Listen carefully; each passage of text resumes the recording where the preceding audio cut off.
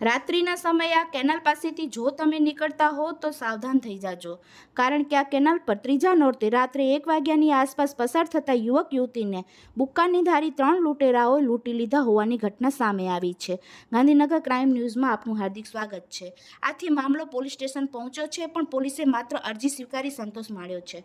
ત્યારે હવે વડોદરાના અંકોડિયા ગામની આ કેનાલ પર ત્રીજા નોરતે યુવક યુવતી લૂંટાયાની ઘટના બાદ ગ્રામજનો સજાગ થઈ ગયા છે અને હાલ નવરાત્રિનો સમય હોય, ગત વર્ષે ભાયલીમાં બનેલ ઘટના ફરી રિપીટ ના થાય તે માટે રાત્રિના સમયે ખુદ અંકોડિયા ગામના યુવકો દ્વારા પહેરેદારી ગોઠવવામાં આવી છે અને કેનાલ પાસેથી પસાર થતા અજાણ્યા વાહન ચાલકોની પૂછપરછ હાથ ધરી છે। જોકે કેનાલની બાજુમાં આવેલી નર્મદા નહેર નિગમની ઓરડીની બાજુની જગ્યા પરથી દારૂની ખાલી બોટલો પણ મળી આવી છે। આથી પૂર્વ સરપંચ દ્વારા નર્મદા નહેર નિગમની ઓરડીને તાળું મારી દેવામાં આવ્યું છે। ત્યારે વડોદરા તાલુકા પોલીસની ભૂમિકા પર અનેક સવાલો ઉઠી રહ્યા છે।